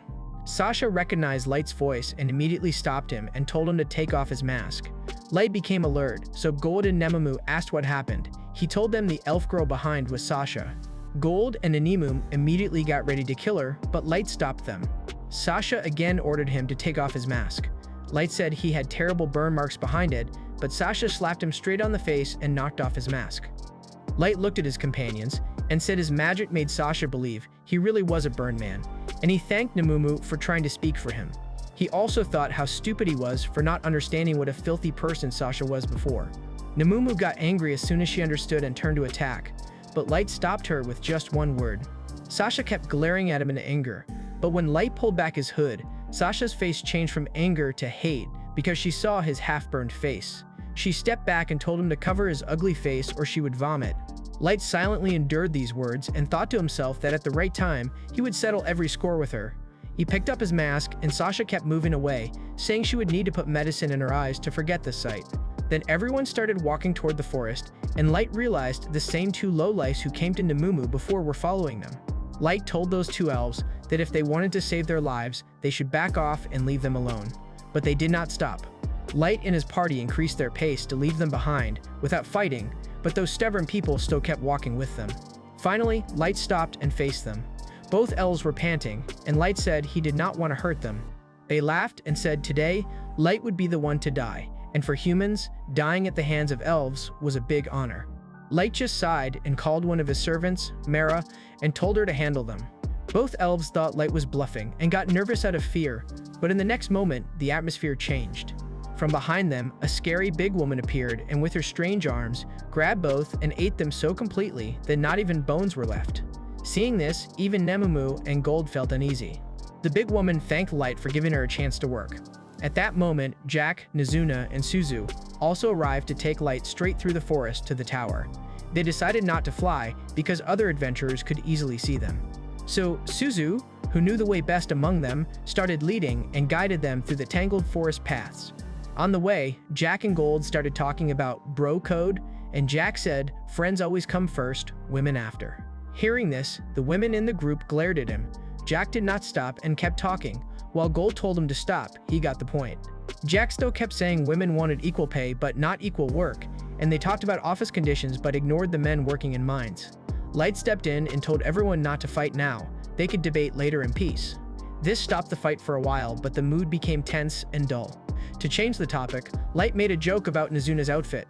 Nizuna said she was learning to be a maid under May, and until she learned every way to keep Light happy, she would not take off this outfit. Mara laughed at Nizuna and said this maid outfit was useless in a fight, so she should take it off and wear proper clothes. Both started arguing with each other. During this, Jack asked Gold if he was working out or just sitting around letting Light solve all the problems. Light felt the mood was now better than before. When they finally reached near the tower, Ellie was anxious because they were a few minutes late from the set time. As soon as she saw Light, she breathed a sigh of relief and immediately came down with Aoyuki and Nazuna to welcome Light. Light was impressed seeing the tower and said it looked much bigger and scarier up close than from far away. Ellie was happy with this compliment and explained that she took every precaution while building the tower, and now it was completely unbreakable. Neither magic nor physical attack would affect it. When Light entered the tower, he saw a huge red dragon. Ellie explained she had captured it and controlled it with magic. Then she took everyone to the upper floor of the tower, where there was a throne room and a royal throne for Light. Light climbed the stairs to the throne and sat down, and everyone present in the room knelt in respect. After that, Ellie asked if she should explain the details of the revenge against Sasha plan again for everyone. Light allowed her. Ellie explained that Light had decided he would congratulate Sasha at her royal wedding, but the gift would be revenge. Then Ellie said she wanted to add some extra things for Light's happiness. Light asked what, so Ellie explained that the Elf Kingdom was very proud of its royal white knights, and each of them was above level 1500. She suggested that a series of battles be held against them, then all the white knights should be captured.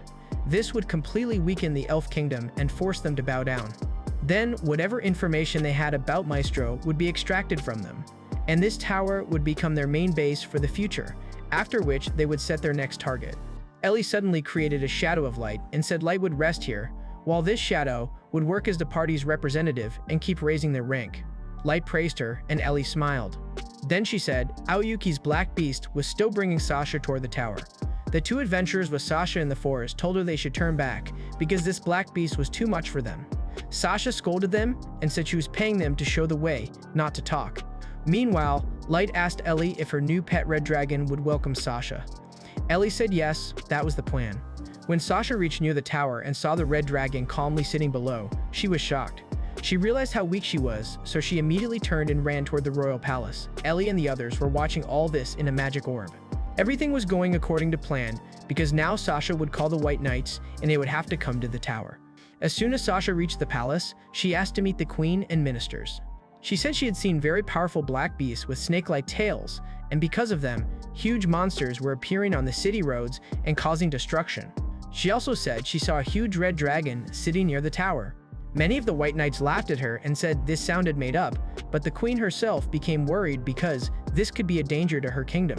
At that moment, the old minister again taunted Ice Heat and asked if the captain of the White Knights would still hide behind the walls when dragons and monsters were spreading across the kingdom. Ice Heat stood up and said enough was enough. Now he himself would lead the White Knights, go to the forest, kill every monster, and if the dragon really existed, he would finish it too. Saying this, he left in anger. Later that day, Sasha went to the old minister and asked if she could join the mission so she could see everything till the end. The minister immediately agreed and said he did not want all the credit to go to the White Knights after the victory. The next day, Icy took the White Knights into the forest and told everyone they would follow the route Sasha told. Obora looked at Sasha and asked if she could really do it or would run away in fear at the end. Sasha quickly defended herself and said she would safely lead everyone to the base of the tower. Her fiancé, the white-haired Jack, told Oboro that Sasha was herself level 500 and could take care of herself, and if things got bad, he would keep Sasha safe himself. Sasha started swooning over her silver prince, while the twins talked to each other about who was being more embarrassing, Sasha or Jack. Then Sasha led everyone through the forest and inside the tower. Ellie and the others watched everything. Sasha moved forward, looking for her previous tracks. At one point, she stumbled, but Jack caught her. Oboro got annoyed by this and said they should keep moving, and finally, they all reached the base of the tower. The tower was so big that everyone was shocked. At that moment, the door opened and 5 black monsters came out. Oboro asked if they should attack or not, but Ice Heat stopped everyone and said to save their strength, the real fight would be with the dragon, and a hired party would handle these monsters. Suddenly, there was an explosion from the forest. The monsters ran that way, and the White Knights got a chance to enter. They ran through the halls, but suddenly stepped on a teleport trap, and the whole team was split into small groups and sent to different parts of the tower. Upstairs in the throne room, Light sat on his throne, waiting for everyone to reach him so the game could begin. Jack and Sasha were teleported together to a basement floor. Jack immediately realized this was all a setup and the traps were placed beforehand. Sasha asked who could have done this, but Jack said they would only get the answer when they climbed up and saw who was sitting above. Ellie and Light watched them in the crystal ball. Jack and Sasha climbed the stairs toward the top floor, and Light thought he was more than ready for the moment when the door would open and Sasha would see his face. On another floor in the dark, the elf twins ended up trapped with Mei and Nizuna. They were confused about what happened and wondered if they should try to regroup with the others. The twins could not even decide when they heard voices from behind. The voices were Mera and Aoyuki, and both were talking about how to deal with these weak elves. Mera said Aoyuki should just sit back and relax. She would handle both of them alone. Aoyuki scolded her and said everyone should get one each. The elf twins could not believe it because no one had ever taken them so lightly before. but Mara and Aoyuki ignored them and kept talking to each other. Aoyuki told Mara not to be too careless. Anyone could turn around and cause trouble if forced. Mara said these people were just a minor problem and asked if Aoyuki really thought they could beat even one of them. Aoyuki said their level did not reach that far, but still, they should not play too much. Hearing this, the elf twins angrily attacked right away and said they were sub-maestro of this continent and no one could call them lesser. Mara and Aoyuki easily dodged the attack and stayed in the air. The twins showed their speed and, bouncing off the pillars, moved around like a flash, then tried to attack from behind. But that attack also failed. Both girls calmly ducked and came back down. Mara told Aoyuki that they were just running around quickly, which made the twins even angrier, and they decided to fight head-on. On another floor, Oboro was alone in the dark. He thought he should have seen the teleport trap before, and realized he was not alone. He told the other person to come out, and Suzu appeared. As soon as Oboro saw her, he started flattering her in a weird way, asked her name, and said he would be her protector. Suzu found this even more annoying, and at that moment, her gun spoke, told Oboro to stay in line, and explained that Suzu did not speak. She moved toward a pillar and used an advanced version of her normal wind cutter skill. This created thousands of tiny blades that flew toward Mara and Harley. Dodging this attack became difficult, and while both girls were busy dodging, Kia threw a dagger that hit Mara in the stomach, while Enya cleanly cut Mara's arm. Both came down laughing and said now the rest of her body parts would also be on the floor. But both girls were not worried at all. Mira asked Harley if she had realized how strong these twins were. Harley replied yes, and they were even weaker than she thought. Hearing this, the twins got very angry and screamed that they were winning this fight. Then Mara picked up her fallen arm and ate it in front of them. Seeing this, the twins panicked badly and could not understand how this was possible. To show them even more, Mara tore off her own head and tossed it like a ball. The twins were stunned and asked who she really was. In the end, Mara introduced herself and Harley and said they were both ultra-rare, level 7,777 cards. The twins were shocked to hear this and refused to believe it, then immediately attacked again. This time, Mara and Harley did not even bother to block their attacks and said stopping them was a waste of time. This scared the twins even more, and they immediately started running while Mara laughed loudly. Harley decided to end it all and started charging a powerful heat blast, while Mara put up a shield over herself. On the lower floor, Cher was attacking non-stop. He fired one bolt after another at Suzu, controlled their direction, and also made it rain crossbow bolts at the same time to finish the job. But Suzu, surprisingly, came out without a scratch. Seeing this, Char became even happier and told Suzu to leave that loser Light and become his girlfriend. Hearing this, Suzu became furious, her body started glowing with anger, and she got ready to kill the rude elf. On the upper floor, the elves reached a dead end and thought of walking along the edge to find an exit, but at that moment, they felt the floor getting hot. Then Harley fired her heat blast and the hot wave hit them. The twins realized they would burn to ashes, so they quickly chanted several spells and made a big ice wall. But the ice wall melted right away, and they had to make it again. They kept making ice wall after ice wall, but soon their mana started running out, and in the intense heat, all their armor began to melt. Then the heat completely covered them, they disappeared from sight, and only then did Harley stop her attack. Harley immediately thought maybe she accidentally killed those two idiots, even though Light told her to keep them alive. But Mara told her that Ellie had put protective enchantments on them, so they would not die. Otherwise, these two elves would have been completely burned. The twins lay on the ground, burned and defeated, begging for mercy. Mara told them they would get the same mercy they gave to humans, then used a magic bind to tie them up and silence them, because Light wanted to get all the information out of them first, then punish them harshly. On the lower floor, Suzu fired several bullets into the air and then pushed them all at the elf at once. Char ran to save his life and kept dodging the bullets, but he clearly realized he was weaker in every way. He turned and tried to stop the bullets with his own bolts, but it did not work. The shower of bullets hit his whole body, and he fell to the floor, covered in blood and near death. Char called for help, but furious Suzu stood over him. She did not stop and started crushing his face with her boot, telling him to die. She would have killed him for sure if Gun had not stopped her and said Light wanted to know their full power first, then control them. Suzu immediately realized she made a mistake. She started healing Char to make him able to fight again, but Gun said leave it, he was beaten so much he could not do anything now. Suzu started crying over her mistake, and Gun told her that Light would not be angry over such an honest mistake. Meanwhile, on a completely different floor, Jack found Moose alone, holding an axe.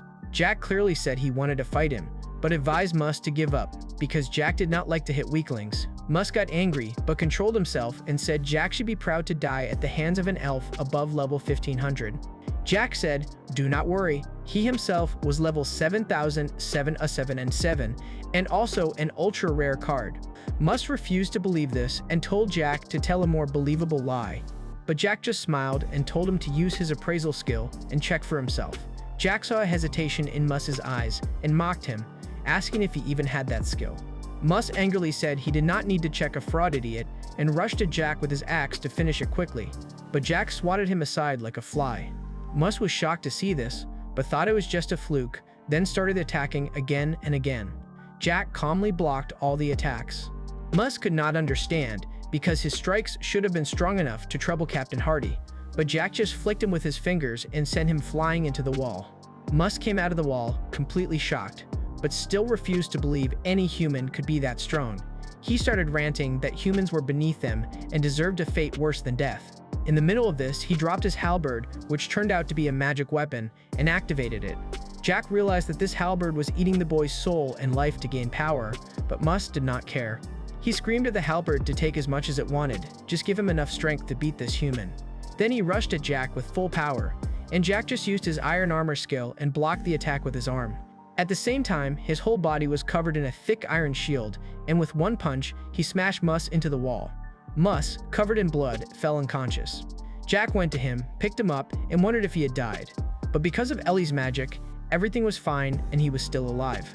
On the upper floor, the last member of the White Knights, Captain Hardy, was left. He finally met Naz, who smiled and drew her sword. She was hoping for a good fight. Hardy stayed calm and controlled, watching everything, which confused Naz a bit. She wondered if Hardy was deaf, then shouted again that she was the strongest here, and would fight him. Hardy calmly looked at her and said he could hear her fine, then asked if she was his enemy. Naz smiled and replied, yes, because her master did not like the White Knights and wanted to finish them. Hardy kept himself under control and understood the situation. He saw that Naz looked young, but he should not take her lightly, and as she was so loyal to her master, it meant her master was even stronger than her. He slowly drew his sword and thought that her master being stronger than him did not matter, because no one was stronger than him. Naz just smiled and told him to come forward for a good fight, then she would beat him and drag him to her master. Hardy stood and looked closely at her armor. He realized there was a lot of magic filled in many places, and her great sword, which should be very heavy, looked completely light in Naz's hands, as if she was spinning it like a stick. Hardy could clearly see that Naz's strength was not human, but he needed to test the limit of her power. Naz was impatient, so she made the first move herself. She told Hardy to raise his guard, then spun her sword and sent a huge shockwave at Hardy. The shockwave was so powerful that Hardy's sword broke straight in the middle, and it cut into his body, then broke the wall behind him. Hardy was shocked and fell to the ground. He could not believe what just happened, and the walls behind kept falling. Naz panicked badly and immediately went to check if Hardy was alive or not, because she was scared she would get scolded if he died. Then Ellie's voice echoed, and she scolded Naz for breaking the tower's walls. Naz immediately tried to hide her mistake and said it was just a light scratch and the wall was perfectly fine. Light just smiled, while Ellie told Naz that was why she made this floor's walls twice as strong as the others. But still, Naz broke them, and now Ellie would have to repair everything with her own mana. Naz apologized again and promised it would not happen again, when at that moment she heard a faint whisper from Hardy. She turned and saw Hardy using a healing spell on himself, then stood up again with his broken sword. Ellie warned Naz to fight gently this time and not cause more destruction. Naz promised she would be more careful this time. Hardy apologized to Naz for not taking her seriously, and said now he would see her as a real opponent and use his full power. Then he used a move like Jujutsu Kaisen and did a domain expansion on Naz. Naz was trapped in a silent barrier, and everything around her became completely still and quiet. Hardy knew this barrier gave him a big advantage, and it also reduced the opponent's powers. Then he used it to multiply his own power many times. Energy ran through Hardy's body, and he created a sword from his mana that was almost transparent, so it was hard for the opponent to block it.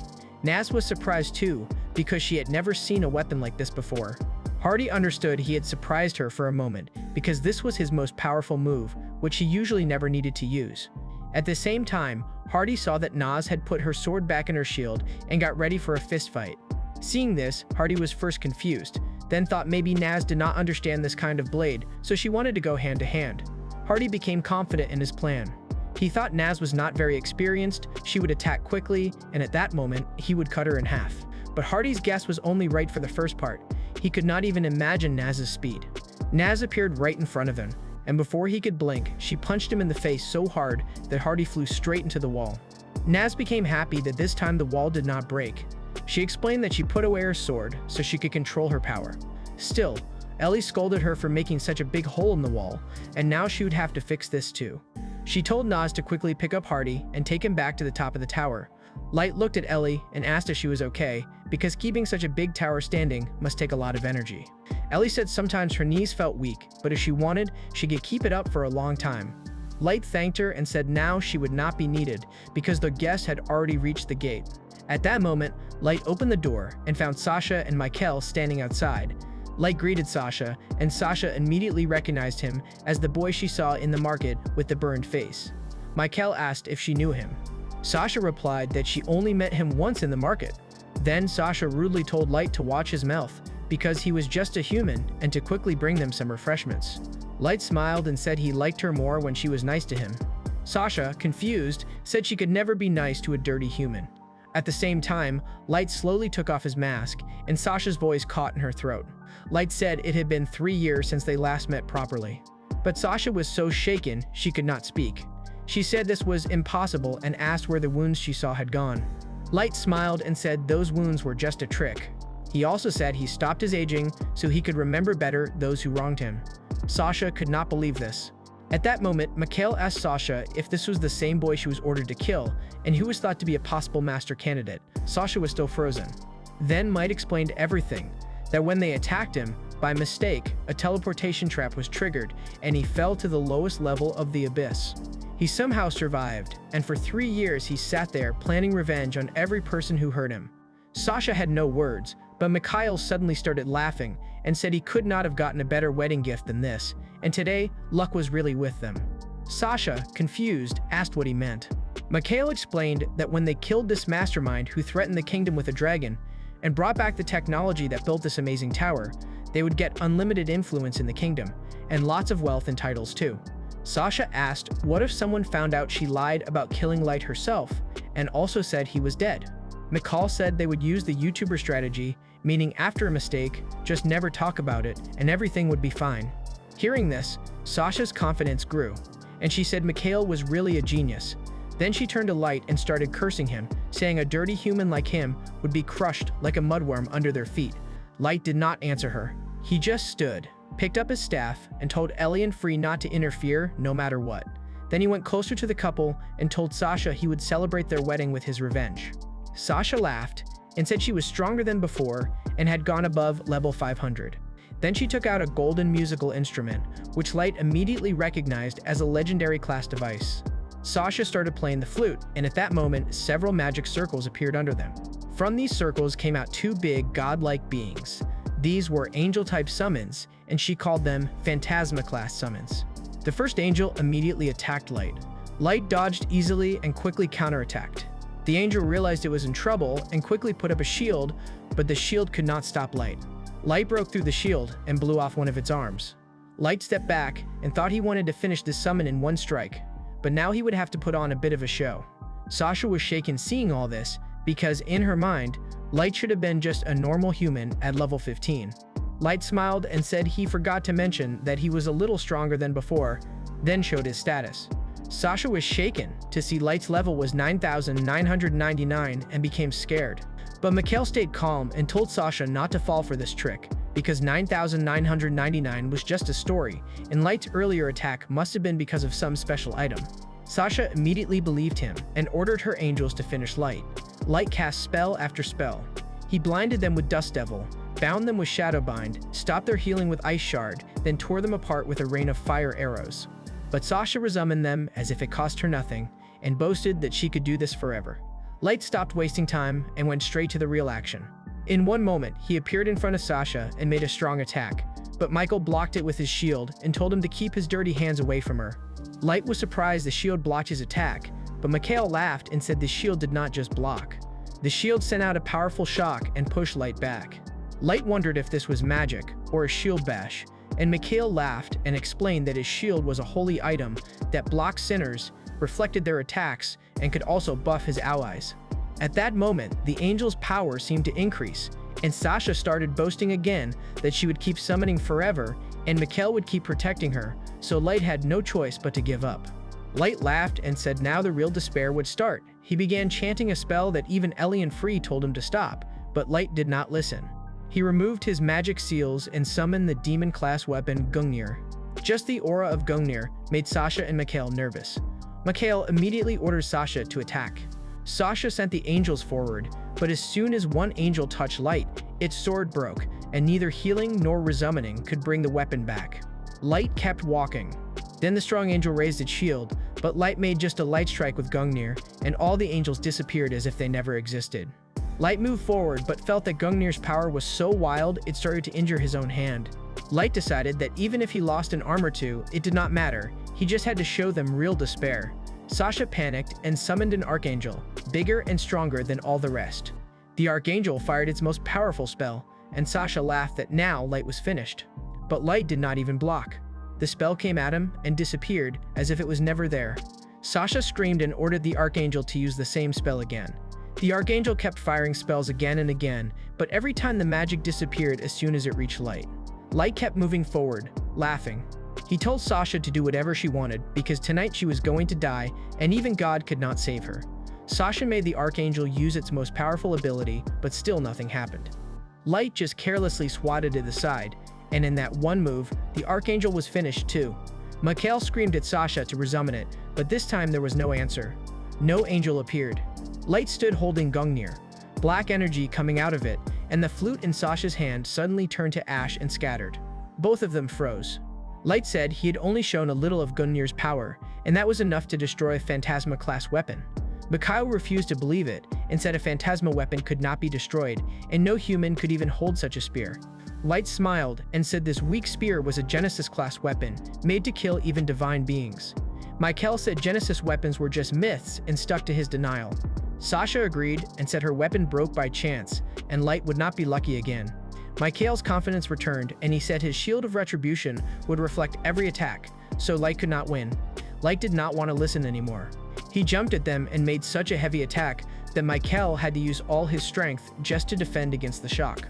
Light kept laughing and taunting Mikhail to prove that elves were better. Michael gritted his teeth and held up the shield, but the shield reached its limit and shattered into 1,000 pieces. The shock knocked both Mikhail and Sasha to the ground. Michael got up shaking and admitted that Light was not lying. He said the only explanation was that Light was Maestro reborn. Light told him to keep his labels to himself because he himself still did not know what Maestro was. He said this word was just their own obsession. Mikhail changed his tone again and said, Maestro or not, Light was very dangerous and had to be killed. He said this had to be reported to the queen. Then he took out a feather and smiled, trying to teleport, but nothing happened. He panicked and tried teleportation again and again, but still failed.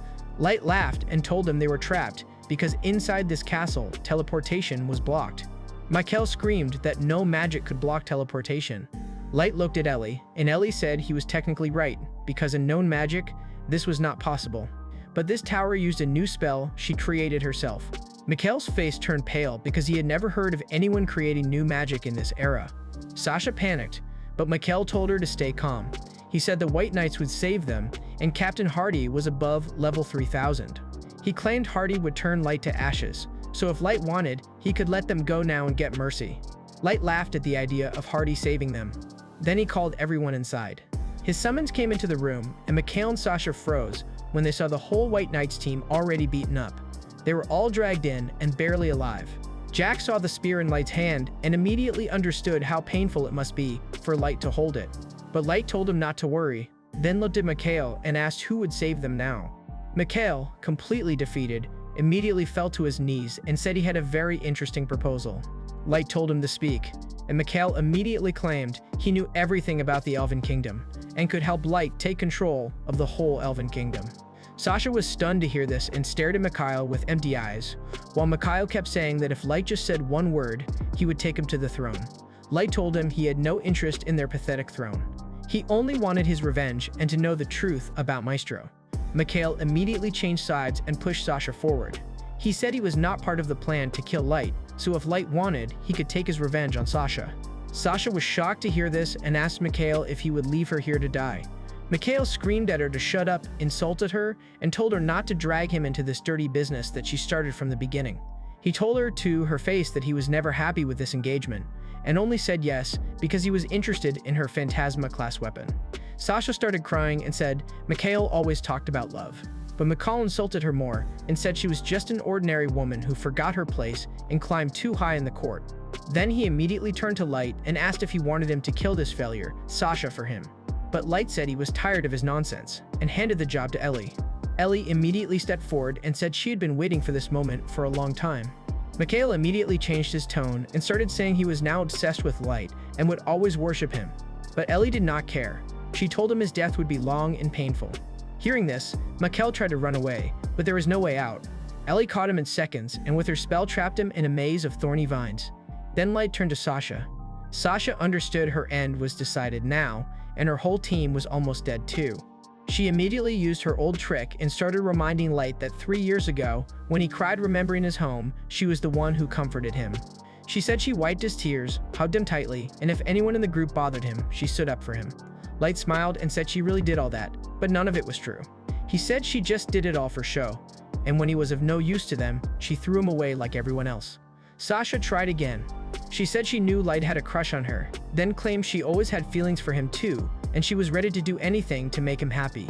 Then she begged Light to kill everyone else but spare her. Hearing this, Free exploded in anger and immediately came in front of her and said she would make sure her beasts ate her alive, and in the most painful way. Light told her to step back and looked at Sasha again. He told Sasha he would not kill her yet, because he had other plans, and until then, Sasha would stay in the abyss and suffer pain she could not even imagine. Light started to turn away, but remembered that this same Sasha shot him in the leg in the dungeon, so he gave her the same payback. Sasha started writhing on the ground. At that moment, the goth woman came forward and swallowed Sasha whole so she could be tortured later. After all this, Light realized he had used his power too much and collapsed from exhaustion. When he woke up, he found himself in his bed in the middle of the abyss, and May was with him. He tried to get up, but May told him to rest more. There were tears in her eyes, and she told him to take better care of himself, because now he was responsible for a whole kingdom's people, and he had summons who were ready to die for him in a moment. Meanwhile, in the Elven Kingdom, a council was called about the disappearance of the White Knights. The Queen, who was also Captain Hardy's mother, was angry that they had no idea where her son and the other White Knights had gone. At that moment, a soldier ran in and said that many dragons were coming toward the city right now. The Queen immediately ran to the windows and saw a big wave of dragons entering the city without any resistance. Then suddenly, Ellie's booming voice was heard in the sky. Ellie called herself the Witch of the Magic Tower and announced that those fools called the White Knights were her hostages. Then she ordered that the commander in charge of the knights be brought before her, or her dragons would destroy the whole city in a moment. To show people she was serious, she showed the power of her magic beast. In one fire blast, it turned a mountain into fine dust. After that, the queen herself had to come forward. Ellie landed in the courtyard on her dragon and was immediately surrounded by guards. The queen ordered Ellie to release the White Knights immediately, but Ellie told her harshly to stay quiet and said the queen was no one to give her orders. Ellie moved toward the queen and the guards started to attack, but Ellie did not even lift a finger. With her magic, she created blood-sucking trees that finished off every soldier. The queen tried to run away but could not escape. Ellie caught her right away and used magic to look into her mind for answers about Maestro. She did not find anything special, so she said the White Knights would stay as hostages for now, so they could be questioned more later. Then she ordered the queen to free all the human slaves in the city immediately, because now humans would rule themselves. After that, Ellie went back to the tower, and a little later, Light also arrived there to see the progress. He was surprised to see that a small human settlement had already formed around the tower and was running well. Then, he looked at his summons and clearly said that at first, his plan was to destroy the whole world after taking revenge. But now, he felt that would not be fair to the rest of the humans. So now he would take his revenge and then build a better world for humans where they could live in peace.